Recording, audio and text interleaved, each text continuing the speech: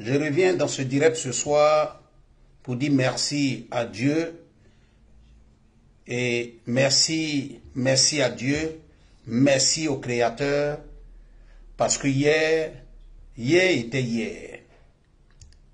On ne peut pas faire semblant d'oublier hier. Voilà.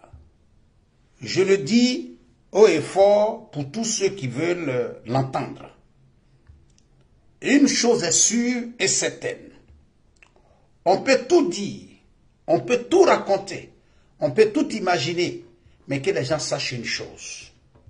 Notre histoire et l'histoire du président Ouattara sont deux histoires collées. Notre histoire, notre résistance, ce qui nous donne le droit de parler aujourd'hui, ce qui nous donne la liberté de nous exprimer aujourd'hui, ce qui nous rend fiers aujourd'hui, ce qui nous rend orgueilleux aujourd'hui est lié à l'histoire du président Ouattara.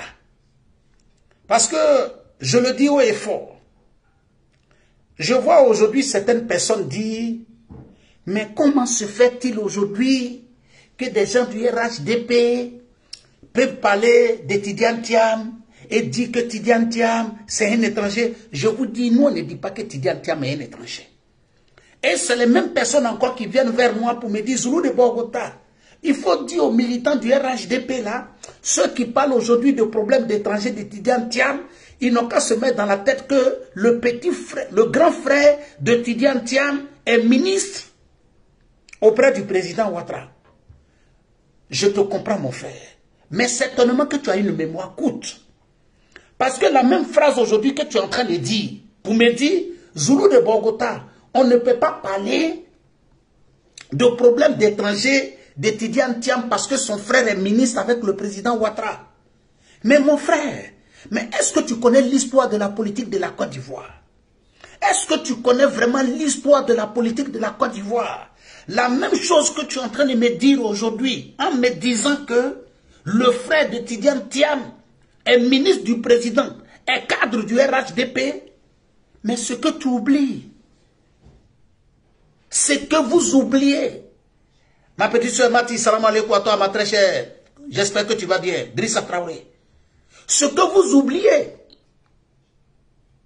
c'est que l'histoire, là, vous ne pouvez pas effacer l'histoire. Vous pouvez faire semblant de ne pas vous rappeler de l'histoire. Mais vous ne pouvez pas l'effacer. Donc c'est cette même histoire-là qui nous ramène en arrière, dans les années 90. Quand le PDCI est en train de dire au président Ouattara que c'est un étranger, dans le même PDCI, là, dans le même PDCI, le grand frère du président Ouattara était député de ce même RHD, de ce même PDCI. Là. Voilà pourquoi je vous dis, vous pouvez faire semblant d'oublier l'histoire. Vous pouvez faire semblant d'oublier l'histoire. Vous pouvez venir moi me dire aujourd'hui, Zoulou de Bogota, vous ne pouvez pas parler de problème de Thiam. Au RHDP, personne n'a dit que Thiam est un étranger. Mais ce que vous devez vous rappeler, hier, ce que vous êtes en train de me dire aujourd'hui, là, pour dire que le frère de Tidiane Thiam, là, il est au RHDP, et puis qu'il est ministre là, du président Ouattara, là, ce que je vais vous rappeler et que vous devez retenir dans votre tête, là, c'est que hier, au moment où on est en train de dire au président Ouattara que c'est un étranger, là, au moment où on est en train de dire au président Ouattara que c'est un étranger en Côte d'Ivoire, son grand frère était député à l'Assemblée nationale de Côte d'Ivoire. Pendant que hier, on est en train de dire au président Ouattara que c'est un étranger, là, son petit frère, Ibrahima Ouattara, dit photocopie, là, était haut fonctionnaire, était directeur de banque en Côte d'Ivoire. Mais pendant ce temps, on est en train de dire à son frère que c'est un étranger. Aujourd'hui, là, les gens du PDCI ne peuvent pas se cacher derrière les histoires. Vous pouvez oublier le mal que vous avez fait à nous autres dans ce pays-là. Le mal que toi tu as fait à ton prochain, là, tu peux oublier. Mais ce que toi tu dois te mettre dans la tête, la personne à qui tu as fait, là, il t'a pardonné. Mais est-ce qu'il a oublié? Vous avez oublié ce que vous avez fait hier. Vous pensez que ce que vous avez fait hier, là, on doit piétiner ça et puis on doit marcher dessus. On a compris. On marche dessus parce que nous sommes des êtres humains. On pardonne parce que nous sommes condamnés à vivre ensemble. Mais est-ce qu'on a oublié?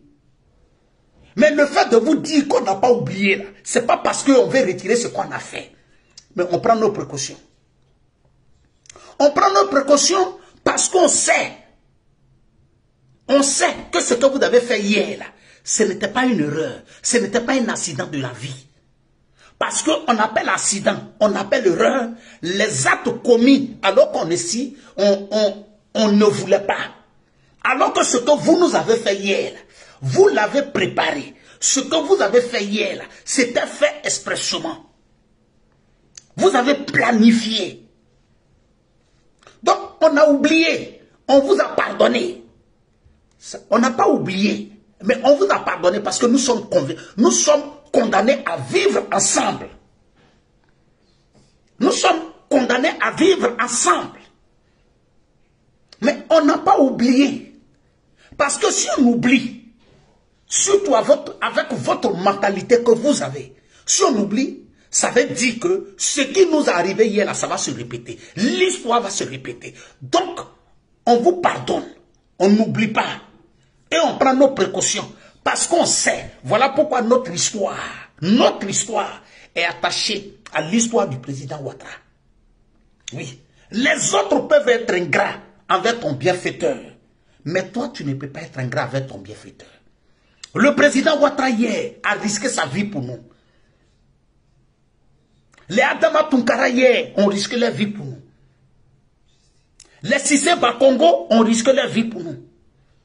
Les Amadou Gon Koulibaly, les Ahmed Bakayoko, que leur âme repose en paix, ont risqué leur vie pour nous. On ne peut pas venir s'asseoir aujourd'hui et dire à ces personnes que le combat que vous avez mené hier, là, c'était zéro. On ne peut pas venir s'asseoir et dire à ces personnes-là que le combat que vous avez mené hier, là, c'est zéro. Oui. On ne peut pas venir insulter ces personnes-là aujourd'hui. Donc, je vous le dis haut et fort. Ce que vous ne voulez pas qu'on dise là, on va le dire. Un Ouattara est plus proche de la Côte d'Ivoire qu'un Thiam. Vous ne voulez pas qu'on vous dise ça, on va vous dire ça.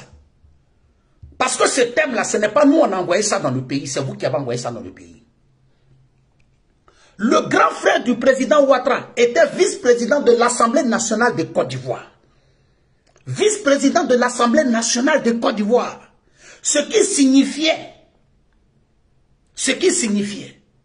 que si la Constitution a permis à Henri Konan Bédié d'être président, dans la logique, le grand frère du président Ouattara devenait automatiquement le président de l'Assemblée nationale de Côte d'Ivoire.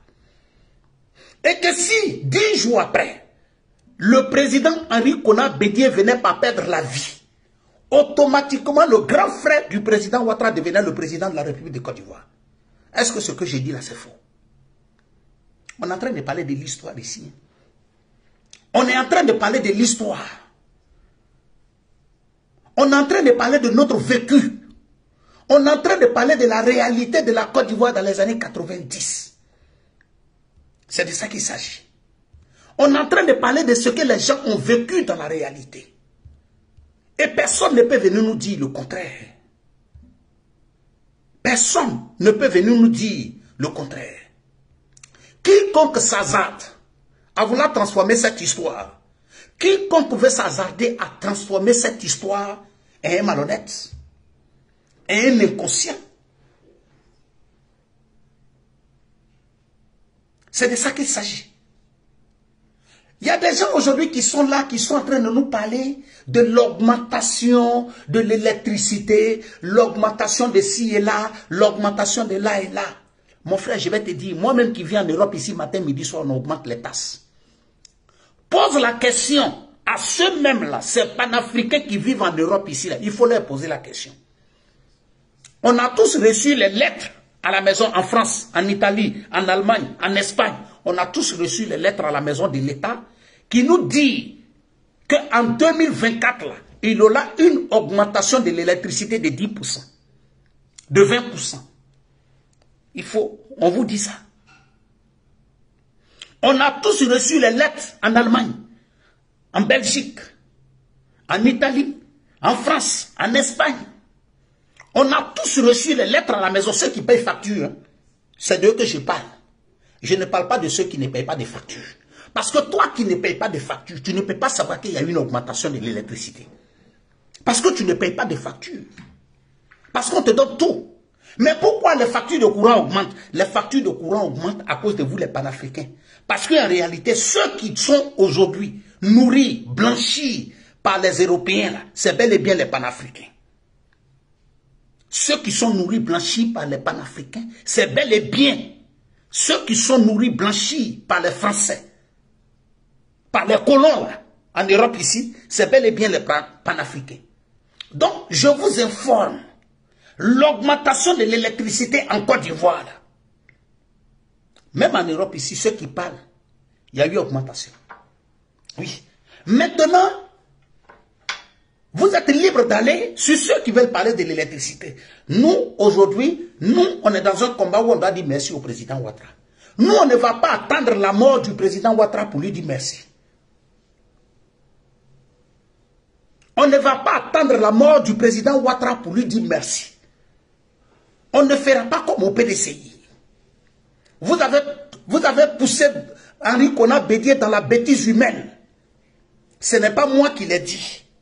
C'est Maurice Kakou Djikawi en 2020 qui a dit, si on continue de cette manière, on va tous mourir dans l'opposition.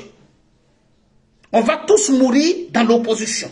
Vous avez poussé Henri Konan Bédié à rentrer dans des combats qu'il ne pouvait pas. Vous l'avez poussé à rentrer dans des combats qu'il ne pouvait pas. La suite, on la connaît. Aujourd'hui, vous ne parlez plus d'Henri Konan Bédié. Nous, on ne va pas attendre la mort du président Ouattara pour lui dire merci. On ne va pas attendre la mort du président Ouattara pour prier pour lui. Pour lui dire merci pour ce qu'il nous a fait. Nous, on ne sera pas comme vous. Et c'est ce qui vous fait mal. C'est ce qui vous fait mal. Voilà parce que vous attendez aujourd'hui que nous, on vienne s'asseoir là pour critiquer les actions du président Ouattara. Vous voulez aujourd'hui que nous, on vienne s'asseoir devant vous pour vous dire qu'en 2025, là, le président Ouattara ne doit pas se présenter et qu'il doit faire la passe à la nouvelle génération. Il n'y a pas de nouvelle génération, sinon on n'est pas dans ça. Oui. C'est ce que vous attendez de nous. Vous attendez de nous que nous, on vienne dire sur les réseaux sociaux que le président Ouattara ne doit pas se présenter en 2025. Non, vous ne nous connaissez pas. Vous ne nous connaissez pas encore. Ce que vous n'avez pas compris, c'est que nous allons continuer de demander au président Ouattara de se présenter en 2025 parce que la constitution ivoirienne lui le permet.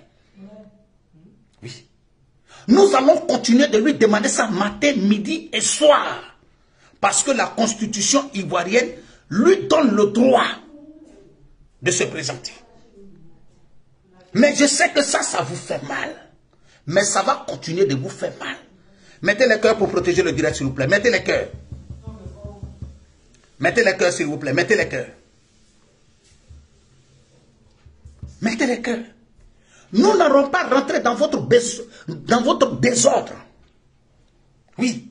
Donc aujourd'hui, là, vous ne pouvez pas venir nous dire non, Zulu de Bogota, vous êtes en train de parler de Thiam aujourd'hui, le grand frère de Thiam est cadre du RHDP. Est-ce que c'est nous qui avons dit que Thiam est un étranger?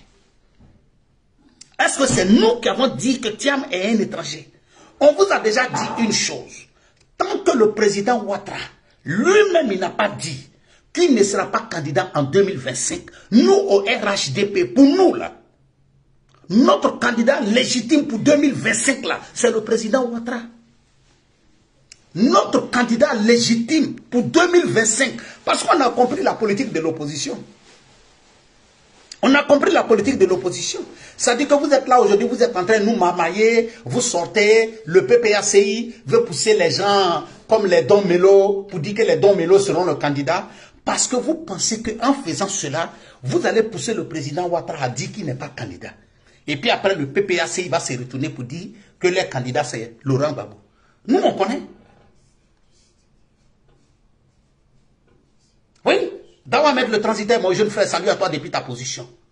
Madi Kabore, salut à toi.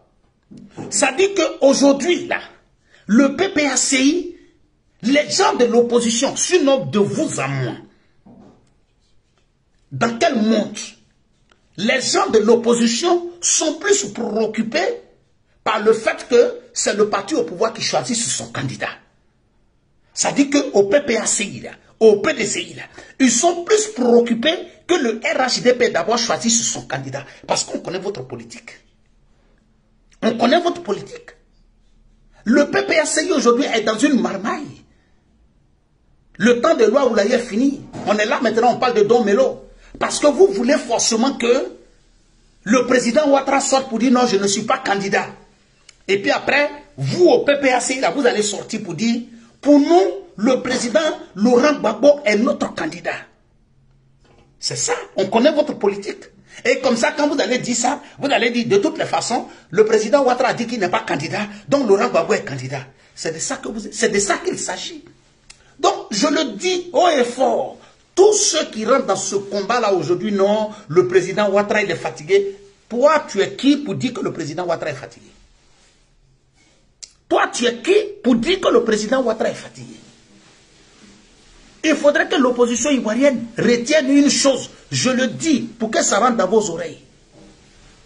Notre histoire, notre histoire est liée à l'histoire du président Ouattara. Et notre histoire sera toujours liée à son histoire. Parce que ce que vous devez comprendre,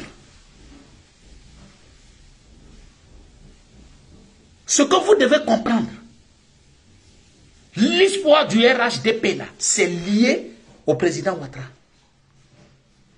Le président Ouattara n'est pas le candidat du RHDP, s'il le décide. Mais ce que vous devez comprendre, le candidat du RHDP sera la mentalité, la photocopie du président Ouattara. C'est ce que vous devez vous mettre dans la tête. Ça dit que même si le président Ouattara décide de se retirer, la personne qui va diriger le RHDP, là, ça sera la mentalité. Ça dit qu'on n'aura pas besoin d'un 50% de la mentalité du président Ouattara à la tête du RHDP. Ce qu'on aura besoin à la tête du RHDP, là, et c'est le choix que le président Ouattara va nous dire, là, ça sera un 200%, un 300% de la mentalité Ouattara. Ça sera un 300% de la continuité des leaders du président Ouattara. Ça sera un Ouattara bis au carré. Et c'est ce qui vous fait mal. Mais ça ne doit pas vous faire mal. Que nous on dise aujourd'hui que Tidiane Thiam est plus loin de la Côte d'Ivoire que Ouattara, ça ne doit pas vous faire mal. Parce que ce truc-là, les et les ou là, ce n'est pas le RHDP qui a envoyé ça dans la politique ivoirienne. Oui. Le et le ou là, ce n'est pas le RHDP qui a envoyé ça dans la politique ivoirienne. Ceux qui ont envoyé ça dans la politique ivoirienne, c'est bel et bien le PDCI. Ceux qui ont envoyé les histoires de faux coups d'État dans la politique ivoirienne, là, c'est bel et bien le PDCI. Ce n'est pas nous. Nous ne sommes pas responsables de ce qui est arrivé au PDCI en 1999. Ce que vous êtes en train de dire aujourd'hui, quand vous êtes assis dans vos salons, vous savez que vous n'êtes pas majoritaire et vous demandez que le président Ouattara doit partir. Parce que selon vous, il n'est plus majoritaire dans le pays. Mais c'est ce que les Ivoiriens vous ont demandé au PDCI en 1999 et puis vous avez refusé de faire. Et c'est ce qui a conduit à un coup d'État. Et vous avez souhaité que le coup d'État qui vous est arrivé là, les gens devaient venir dire qu'ils ne sont pas d'accord pour le coup d'État. À Bassalas, on ne peut pas. À Bassalas, on ne peut pas. Des gens qui ont voulu nous enlever notre dignité sur la terre de nos ancêtres. Des gens qui ont voulu nous enlever notre dignité sur la terre de nos ancêtres ne peuvent pas venir nous dire de ne pas se réjouir de ce qui leur est arrivé. Aïe. Moi, je ne comprends pas certaines personnes, hein, les gens de l'opposition. Je vois aujourd'hui les souristes là qui sautent là, ici et là. Non, Thiam ne peut pas être candidat. Adama, vous pouvez faire ça. Continuez de soutenir Thiam.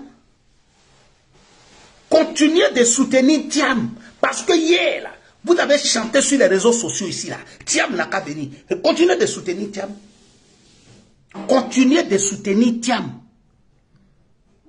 Mais de toutes les façons, là, vous, là, personne ne peut avoir confiance en vous. Parce que ce que les Ivoiriens ont oublié, là, quand j'ai parlé aux gens de GPS ici, là, ils n'ont pas compris. Hein. Chers frères et sœurs, est-ce que vous avez remarqué ce qui s'est passé au congrès du PDCI? tous les partis politiques en Côte d'Ivoire ont été invités. Même le COGEP a été invité. Mais le GPS n'a pas été invité. Le GPS qui a été reçu par Henri Konan Bédié, là.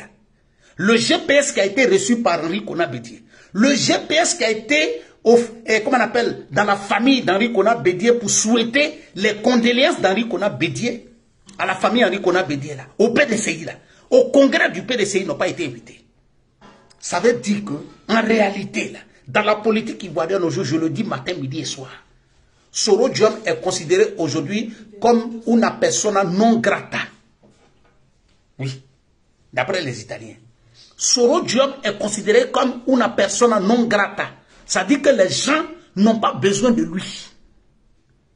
Personne n'a besoin de lui. Personne ne le reconnaît. Chacun prend cette distance de lui. Parce qu'aujourd'hui, dans la politique ivoirienne, t'afficher avec Soro Diom, c'est comme si tu décides de t'afficher avec quelqu'un qui a décidé de soutenir des gens qui ont fait le coup d'État. Décider aujourd'hui de t'afficher avec Soro Diom, c'est comme si tu décides de t'afficher avec des personnes qui n'ont pas autre plan politique que les coups d'État. C'est ça qui est une réalité. On peut l'aimer ou ne pas l'aimer, mais c'est ce qui est vrai. Maman Toumfat, salut à toi, ma très chère soeur, depuis ta position. Adja Konate Doumia, ma très chère grande soeur, salut à toi, depuis ta position. Mettez les cœurs, s'il vous plaît, et partagez le direct. Mettez les cœurs. Mettez les cœurs, s'il vous plaît, mettez les cœurs.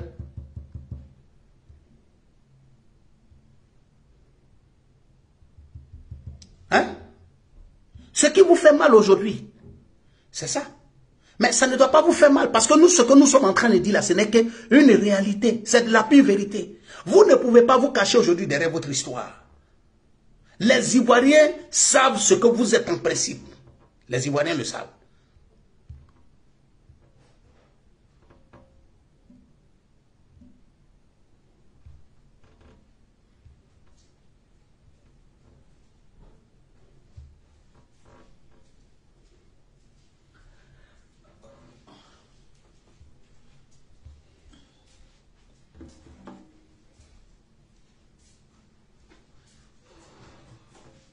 Les Ivoiriens savent.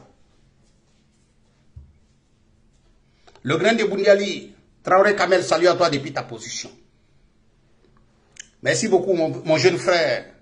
Dawamed le transitaire, salut à toi. Merci, merci, merci.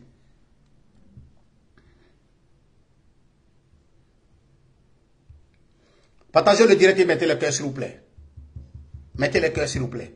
Mustapha Kamaraté, salut à toi, mon très cher frère. L'histoire est têtue. L'histoire est têtue. C'est ça qui est une réalité. Tout ce que le PDCI a sémé au niveau de la politique nationale en Côte d'Ivoire, c'est tout ça aujourd'hui qui se repose devant eux. Aujourd'hui, j'ai écouté un gore transformé en souris, qui est en train de, une gore transformée en souris, qui est en train de dire aujourd'hui que quand tu entends les gens du PDCI parler aujourd'hui, c'est de dire aux gens, Thiam, c'est le neveu, c'est le petit-fils d'Henri Konan Bédié, parce que c'est le fils. Oufé Boigny de son vivant a dit devant tout le monde, tous les Ivoiriens le savent, tous les Ivoiriens le savent, les vidéos sont là. Oufé Boigny a dit qu'aucune de ses sœurs n'a eu enfant. Il nous parle des cousines. Mais venez nous dire que même si c'est le petit-fils à la cuisine, mais que la Côte d'Ivoire n'est pas une histoire d'héritage. Parce que c'est ça le vrai problème. Au PDCI, on a comme l'impression que les gens du PDCI pensent que la Côte d'Ivoire les appartient. Souvent quand les gens du PDCI te parlent, tu as comme l'impression qu'ils pensent que la Côte d'Ivoire les appartient. Et c'est ce qu'ils ont dans la tête. Mais la Côte d'Ivoire ne vous appartient pas. La Côte d'Ivoire n'est pas un héritage du PDCI. La Côte d'Ivoire n'est pas un héritage du PDCI. Ça veut dire que quelqu'un devient le président du PDCI, quelqu'un peut diriger la Côte d'Ivoire parce que peut-être son arrière-grand-père s'appelle Oufé Boigny. Son arrière-grand-père. Parce que sa grand-mère maternelle est la cousine d'Houphouët-Boigny. Donc ça lui donne automatiquement le droit de devenir le président de la République. Ce n'est pas comme ça que ça fonctionne. Nous sommes en 2023. Ce que vous nous avez imposé de 1960 jusqu'en 1999, vous n'allez plus venir nous imposer cela. Ça n'existe plus. Déjà, le militant du PDC devait se mettre dans la tête que depuis 1999, là, cette mentalité-là est révolue. Kone Junior, salut à toi, mon très cher frère. Mathieu Obama, salut à toi. Adama Silla, salut à toi. Il faudrait que le militant du PDCI revienne sur terre et se mettre dans la tête que la Côte d'Ivoire d'hier n'est pas la Côte d'Ivoire d'aujourd'hui. Que la Côte d'Ivoire d'hier n'est pas la Côte d'Ivoire d'aujourd'hui. Vous n'allez pas vouloir gérer la Côte d'Ivoire comme si c'est votre héritage. La Côte d'Ivoire ne vous appartient pas.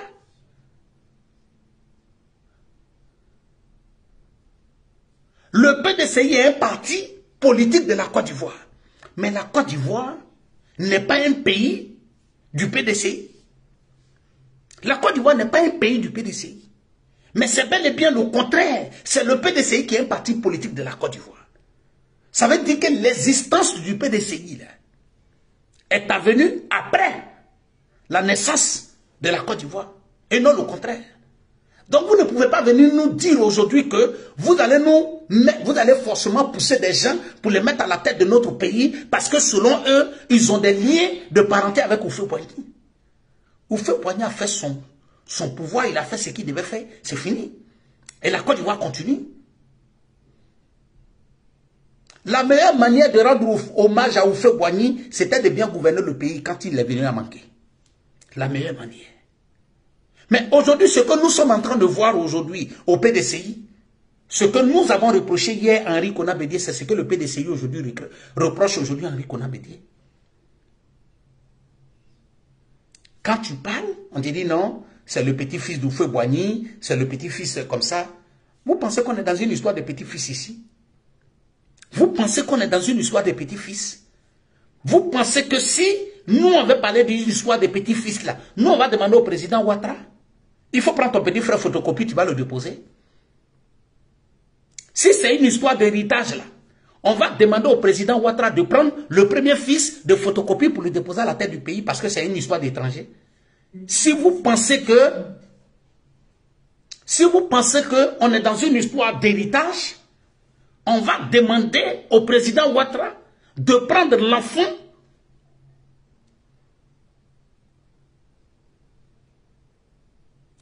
de la cousine à sa grand-mère pour venir le déposer à la tête du pays. Mais nous, on n'est pas dans une histoire d'héritage. Nous, on est dans le vrai. On est là pour le futur de la Côte d'Ivoire. On est là pour ce qui sera important pour la Côte d'Ivoire. Nous, on n'est pas dans les histoires d'héritage.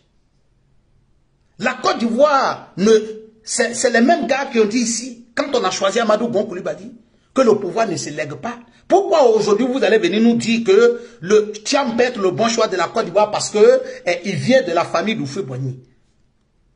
Ça veut dire qu'en faisant ça même là, vous n'êtes pas capable de mettre même au devant des choses les capacités même des Thiam. Si Alasko Hassan, salut à toi mon très cher frère. Depuis ta position, j'espère que tu vas bien. Mais c'est de ça qu'il s'agit. Donc chers frères et sœurs, comme il s'est fait tard, on ne va pas trop durer dans ce direct.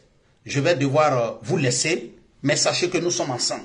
Salut à toi ma fille, Mariam Sori Touré, salut à toi. Ibrahim Bama, salut à toi depuis ta position. Mettez les cœurs et partagez le direct, chers frères et sœurs. Mettez les cœurs et partagez le direct au maximum. C'était votre frère, le Zoulou de Bogota. Voilà, on est ensemble. C'est l'enfant du Prado. Chers frères et sœurs, que les gens retiennent une chose. L'histoire de la Côte d'Ivoire, vous pouvez cacher, vous pouvez oublier. Mais nous, on n'a pas oublié. Ah, nous, on n'a pas oublié. Parce que nous, on sait ce qu'on a vécu dans ce pays-là. On n'a pas oublié. On pardonne. On considère qu'on doit vivre ensemble. On est condamné à vivre ensemble. Mais pour dire qu'on a oublié ce qu'on a vécu dans ce pays-là, on n'a pas oublié. On n'a pas oublié. Oui. On n'a pas oublié. On n'a pas oublié. Que les militants du PDC se mettent ça dans la tête. On est obligé de vivre ensemble. La Côte d'Ivoire nous appartient tous. si vous reconnaissez cela aujourd'hui. Parce que vous n'avez pas le pouvoir aujourd'hui. Mais c'est sûr et certain que demain, cette mentalité-là va revenir. Donc, on prend nos précautions. On prend nos précautions. Voilà. Donc, chers frères et sœurs, bonne soirée à vous. Que Dieu veille sur vous. Alassane Ouattara, salut à toi. Mireille Patient, salut à toi. Salut à tous ceux qui sont connectés. Merci encore. Merci. Bonne soirée à vous. Que Dieu veille sur vous et que Dieu vous protège.